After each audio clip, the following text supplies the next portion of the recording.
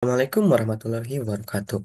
Selamat pagi semuanya. Perkenalkan, nama saya Gerhan Nugraha Gunawan dengan NPM 240310230004.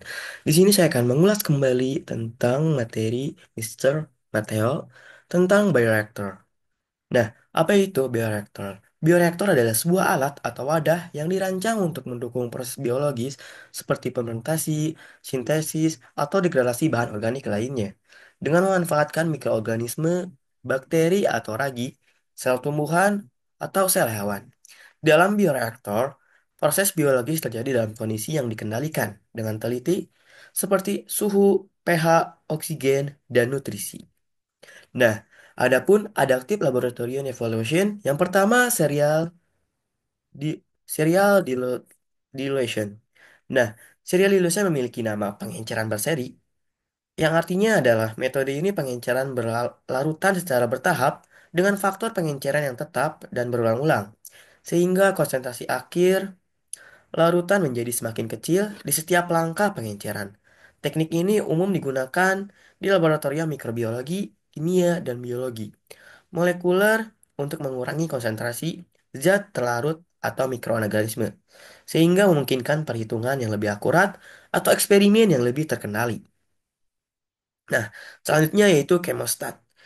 Chemostat ini adalah jenis bioreaktor yang digunakan untuk mengkultur mikroorganisme dalam kondisi kontinu, di mana medium segar atau nutrisi ini ditambahkan secara terus-menerus, dan kultur yang mengandung mikroorganisme serta produk metaboliknya juga dikeluarkan secara berkelanjutan. Tujuan utama dari kemostat ini adalah untuk menjaga kondisi kultur dalam steady state, yaitu keadaan di mana konsentrasi sel, nutrisi, dan produk metabolik tetap konstan. Nah, selanjutnya yaitu fitness increase. Dalam bioreaktor mengacu pada peningkatan kemampuan mikroorganisme untuk tumbuh, berkembang biak, dan menghasilkan produk metabolik yang diinginkan dalam kondisi bioreaktor. Faktor ini sangat mempengaruhi terhadap mikrobiologi tersebut. Nah, yang selanjutnya yaitu pada Adaptive Laboratory Evaluation LILE, ini memiliki berbagai jenis mutasi. Dapat muncul saat mikroorganisme beradaptasi terhadap tekanan seleksi tekanan di lingkungan laboratorium.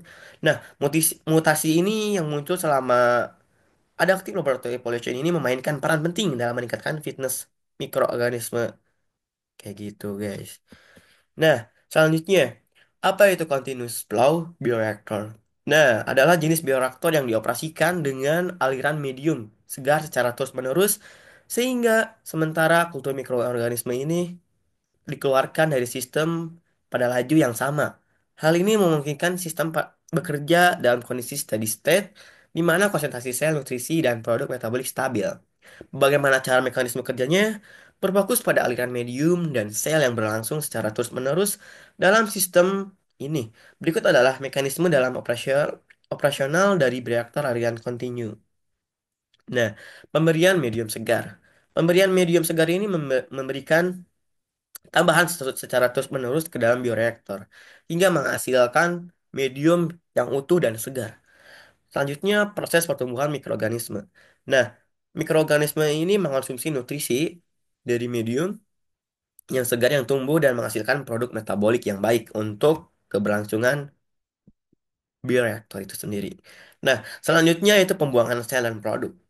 Sel dan produk terbang secara kontinu dari bioreaktor pada laju yang sama dengan aliran masuk. Selanjutnya, kondisi steady state. Sistem ini mencapai keseimbangan di mana konsentrasi mikroorganisme ini, nutrisi, dan produk yang stabil. Nah, selanjutnya, bagaimana sih kita cara membuat glutamic acid production menggunakan bioreactor? Ini menggunakan banyak langkah-langkah yang dibuat. Dilihat dari gambar, nah saya akan merangkum dari gambaran tersebut. Proses produksi asam glutamat ini dimulai dengan sterilisasi berkelanjutan, diikuti oleh fermentasi menggunakan Cyanobacterium glutamicum di dalam fermenter. Proses ini dikendalikan dengan chemostat untuk memastikan produksi berkelanjutannya. Setelah fermentasi, produk diolah menggunakan sulfat dan karbon aktif untuk penyaringan, dan dilanjutkan dengan beberapa tahap pemutihan untuk mencapai tingkat kemurnian yang diinginkan. Asam glutamat ini diproduksi dalam jumlah besar, lebih dari 2,8 juta ton per tahun, terutama untuk industri makanan. Proses ini cocok untuk skala besar, skala industri, seperti pada produksi bioetanol dan biodiesel. Gunakan reaktor aliran kontinu untuk menjaga produksi stabil dan maksimal. Nah, selanjutnya yaitu biodiesel from ethanol. Nah, di sini tuh saya akan meringkas juga dengan gambar yang di atas. Bagaimana langkah-langkah proses alurnya? Nah, proses produksi biodiesel ini dimulai dengan pengolahan tebu melalui pemurnian jus, pemanasan, klarifikasi, dan penguapan untuk gula. Diikuti dengan kristalisasi dan sentrifugasi, sel-sel dari fermentor dipulihkan untuk digunakan kembali meskipun harus diganti jika viabilitasnya menurun. Bioetanol ini diproduksi kemudian dimurnikan dengan melalui distilasi dan dehidrasi untuk mencapai kemudian 97%. Dalam reaktor aliran kontinu, produksi etanol dibatasi pada 14% untuk menjaga agar mikroba tetap hidup dan proses terus berjalan. Nah, itu proses bagaimana caranya membuat biodiesel dari etanol. Itu. Apa aja sih parameter-parameter yang harus dilihat? Nah, beberapa parameter penting dalam proses produksi biodiesel dan bioetanol menggunakan sistem reaktor aliran kontinu antara lain. Yang pertama, laju aliran medium, mengontrol laju pasukan gula atau substrat ke bioreaktor. Selanjutnya, kepadatan sel, mengukur jumlah sel mikroorganisme dalam bioreaktor untuk memastikan efisiensi fermentasi. Yang paling pentingnya ini pH. Ini penting banget untuk menjaga kondisi optimal bagi mikroorganisme. Selanjutnya suhu, mengatur suhu ideal untuk pertumbuhan mikroba dan produksi etanol. Selanjutnya konsentrasi etanol dipantau untuk mencegah penghambatan pertumbuhan mikroba. Biasanya dibatasi pada 14% sampai 20%. Selanjutnya laju dilusi. Rasio antara laju dilusi dan volume bioreaktor mempengaruhi laju pertumbuhan mikroba. Selanjutnya oksigen terlarut penting untuk fermentasi aerobik terutama pada dalam produksi etanol, konsentrasi gula atau substrat. Ini mengontrol pasokan nutrisi untuk mikroorganisme dalam bioreaktor. Nah, parameter ini tuh membantu menjaga steady state dalam bioreaktor, memastikan produksi etanol dan biodiesel berjalan optimal. Nah, keunggulannya apa aja sih? Nah, keunggulan yang pertama yaitu produksi berkelanjutan secara metabolit yang dibutuhkan, sehingga ini dapat ramah lingkungan. Selanjutnya mengurangi waktu henti, kontrol parameter pertumbuhan yang tepat, dan pengendalian perbatasan zat gizi. Nah, selain ada keunggulan, ada pun dari kekurangannya atau kelemahannya. Yang pertama, keterbatasan pada ukuran motor, panjang motor, dan berat motor itu sendiri.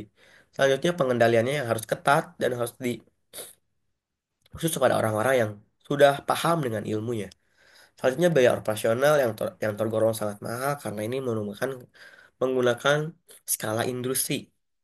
Selanjutnya, kebutuhan akan segel poros dan bantalan. Nah, mungkin seperti itu saja mengulas kembali dari Mr. Mateo tentang bioreactor.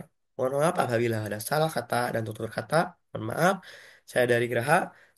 Terima kasih. Wassalamualaikum warahmatullahi wabarakatuh.